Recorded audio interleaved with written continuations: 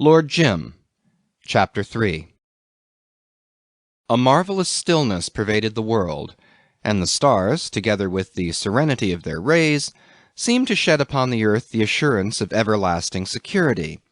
The young moon recurved, and shining low in the west, was like a slender shaving thrown up from a bar of gold, and the Arabian Sea, smooth and cool to the eye like a sheet of ice, extended its perfect level to the perfect circle of a dark horizon.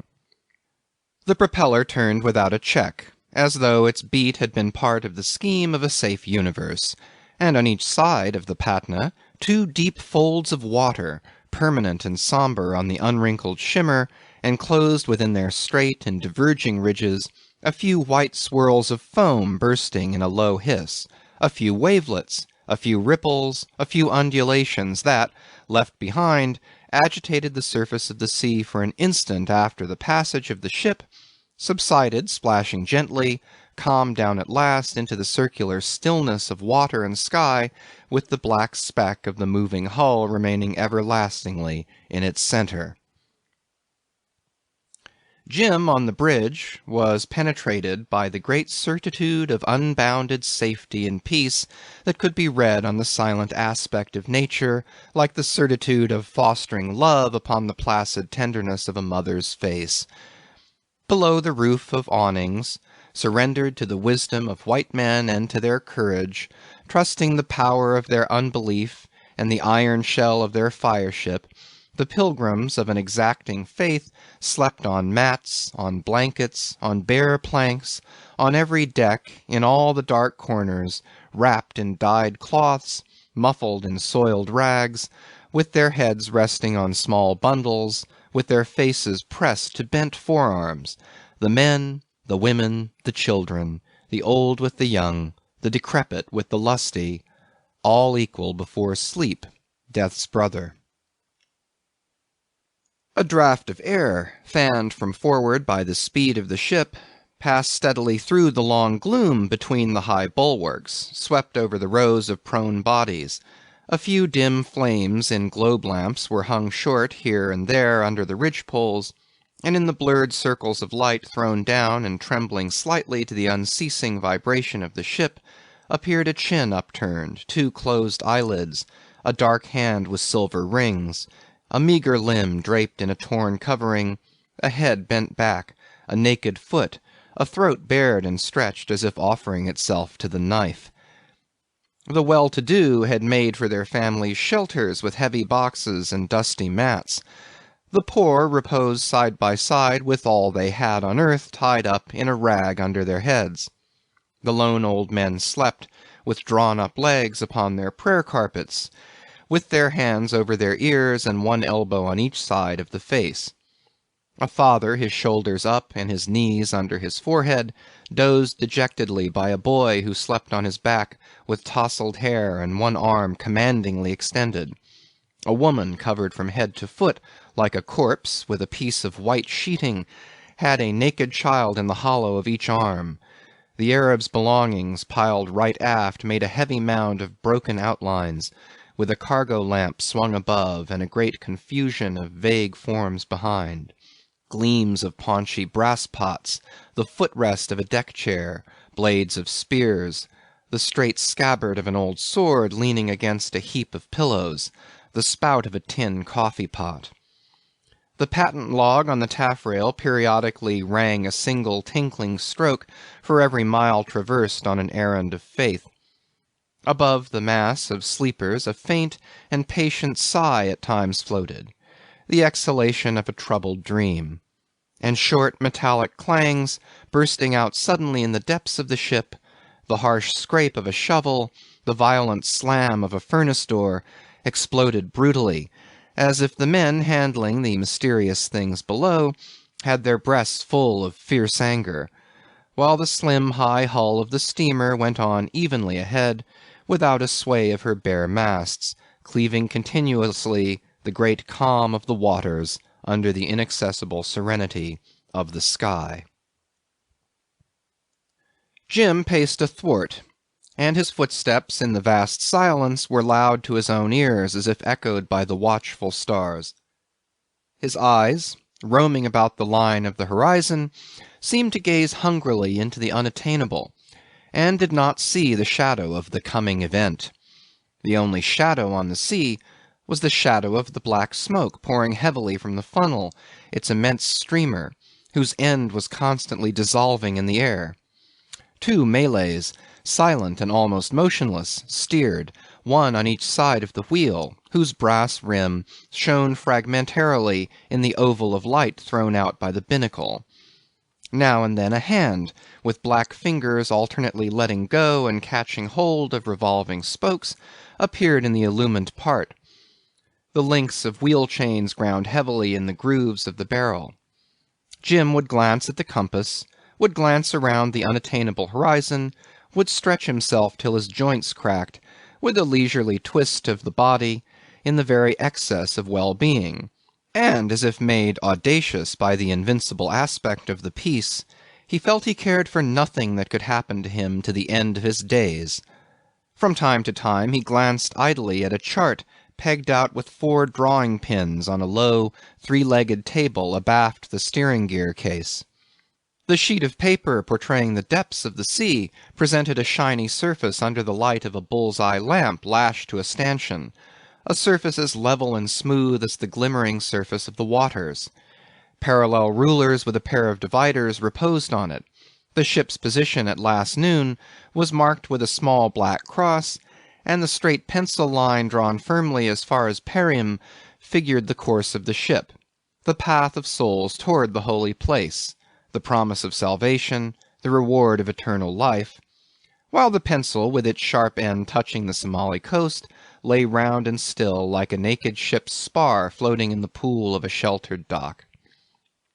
How steady she goes, thought Jim with wonder, with something like gratitude for this high peace of sea and sky. At such times his thoughts would be full of valorous deeds.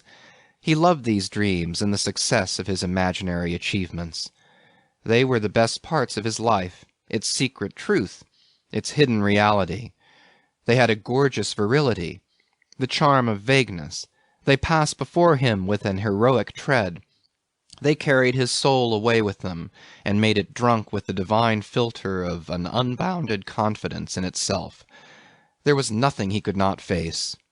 He was so pleased with the idea that he smiled, keeping perfunctorily his eyes ahead, and when he happened to glance back, he saw the white streak of the wake drawn as straight by the ship's keel upon the sea as the black line drawn by the pencil upon the chart. The ash buckets racketed, clanking up and down the stokehold ventilators, and this tin-pot clatter warned him the end of his watch was near. He sighed with content, with regret as well at having to part from that serenity which fostered the adventurous freedom of his thoughts. He was a little sleepy, too, and felt a pleasurable languor running through every limb, as though all the blood of his body had turned to warm milk.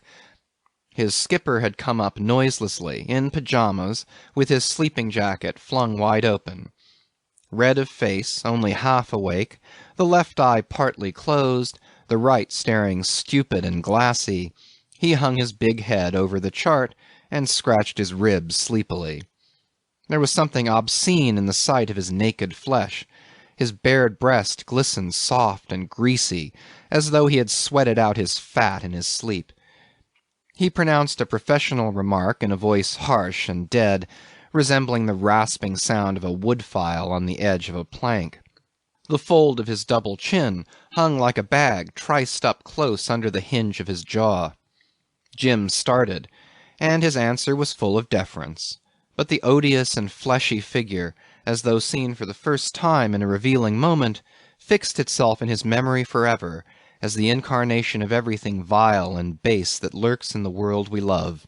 In our own hearts we trust for our salvation, in the men that surround us, in the sights that fill our eyes, in the sounds that fill our ears, and in the air that fills our lungs. The thin gold shaving of the moon, floating slowly downwards, had lost itself on the darkened surface of the waters, and the eternity beyond the sky seemed to come down nearer to the earth, with the augmented glitter of the stars, with the more profound sombreness in the lustre of the half-transparent dome covering the flat disk of an opaque sea. The ship moved so smoothly that her onward motion was imperceptible to the senses of men, as though she had been a crowded planet speeding through the dark spaces of ether behind the swarm of suns in the appalling and calm solitudes awaiting the breath of future creations. "Hot is no name for it down below," said a voice. Jim smiled without looking round. The skipper presented an unmoved breadth of back. It was the renegade's trick to appear pointedly unaware of your existence, unless it suited his purpose to turn at you with a devouring glare before he let loose a torrent of foamy, abusive jargon that came like a gush from the sewer. Now he emitted only a sulky grunt. The second engineer at the head of the bridge ladder, kneading with damp palms a dirty sweat rag, unabashed, continued the tale of his complaints. The sailors had a good time of it up here, and what was the use of them in the world he would be blowed if he could see. The poor devils of engineers had to get the ship along anyhow, and they could very well do the rest too, begosh they— "Shut up," growled the German stolidly. "Oh yes, shut up. And when anything goes wrong you fly to us, don't you?" went on the other. He was more than half cooked, he expected, but anyway, now he did not mind how much he sinned, because these last 3 days he had passed through a fine course of training for the place where the bad boys go when they die. Begosh he had, besides being made jolly well deaf by the blasted racket below.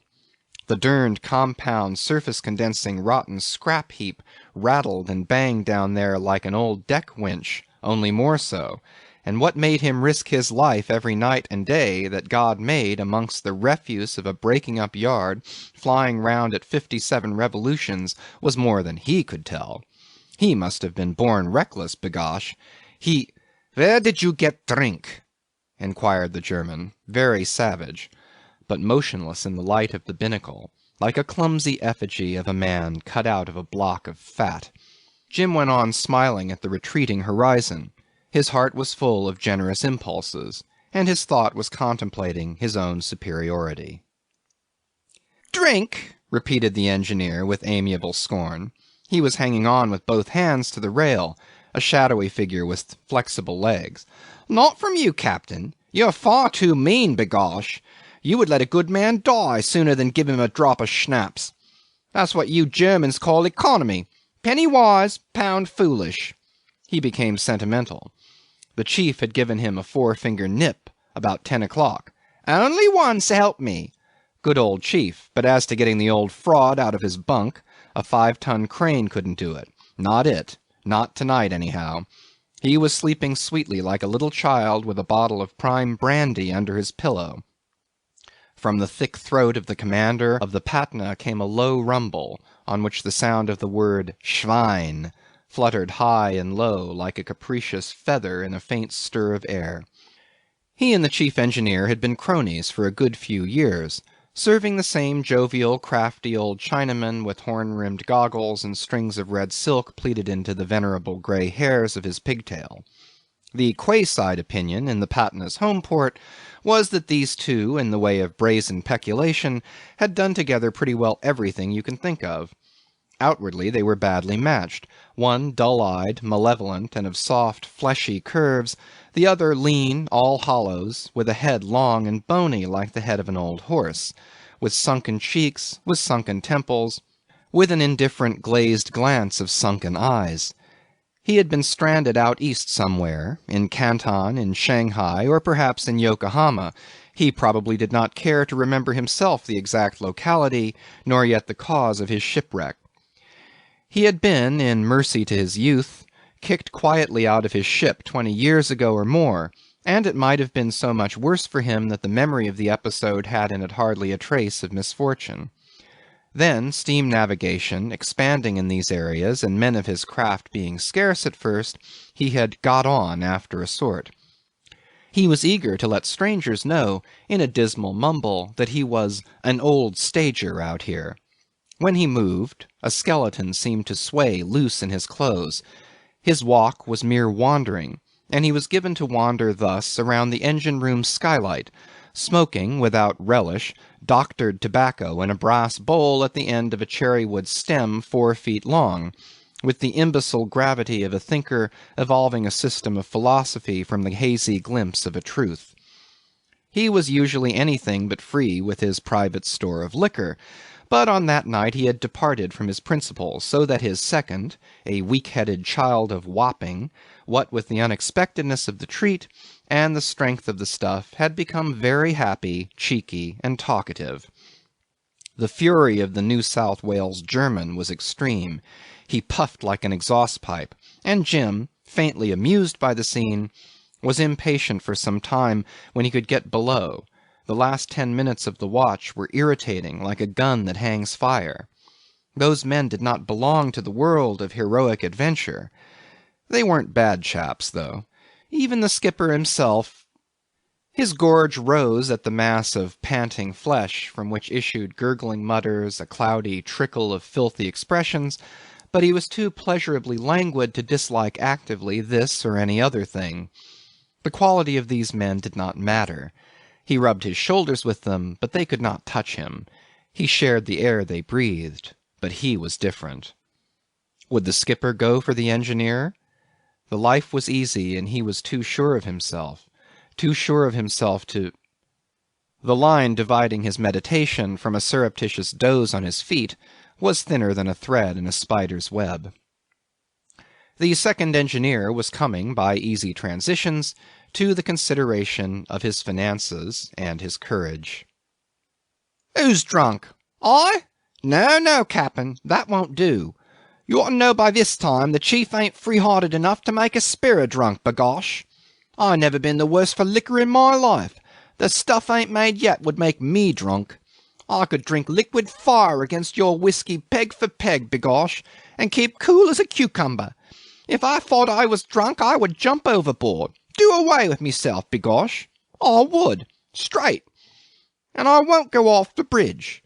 Where do you expect me to take the air on a night like this, eh? On deck, amongst that vermin down there? Likely, ain't it? And I'm not afraid of anything you can do." The German lifted 2 heavy fists to heaven and shook them a little, without a word. "I don't know what fear is," pursued the engineer, with the enthusiasm of sincere conviction. "I'm not afraid of doing all the bloomin' work in this rotten hooker, b'gosh. And a jolly good thing for you that there's some of us about the world that ain't afraid for their lives. Or where would you be? You and this old thing here with her plates like brown paper. Brown paper, so help me. It's all very fine for you. You get a power of pieces out of her one way and another. But what about me? What do I get? A measly $150 a month, and find yourself. I wish to ask you this respectfully, mind. Who wouldn't chuck a dratted job like this? 'Tain't safe, so help me. It ain't. Only I'm one of them fearless fellows." He let go the rail and made ample gestures, as if demonstrating in the air the shape and extent of his valor. His thin voice darted in prolonged squeaks upon the sea. He tiptoed back and forth for the better emphasis of utterance, and suddenly pitched down head first as though he had been clubbed from behind. He said, "Damn!" as he tumbled. An instant of silence followed upon his screeching.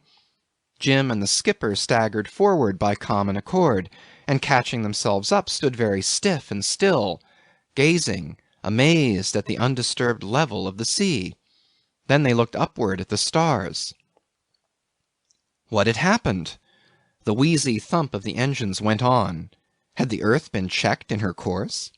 They could not understand, and suddenly the calm sea, the sky without a cloud, appeared formidably insecure in their immobility, as if poised on the brow of yawning destruction. The engineer rebounded vertically full length, and collapsed again into a vague heap. This heap said, "What's that?" in muffled accents of profound grief. A faint noise as of thunder infinitely remote, less than a sound, hardly more than a vibration, passed slowly, and the ship quivered in response, as if the thunder had growled deep down in the water. The eyes of the 2 Malays at the wheel glittered toward the white men, but their dark hands remained closed on the spokes. The sharp hull, driving on its way, seemed to rise a few inches in succession through its whole length, as though it had become pliable, and settled down again rigidly to its work of cleaving the smooth surface of the sea. Its quivering stopped, and the faint noise of thunder ceased all at once, as though the ship had steamed across a narrow belt of vibrating water and of humming air. End of chapter 3.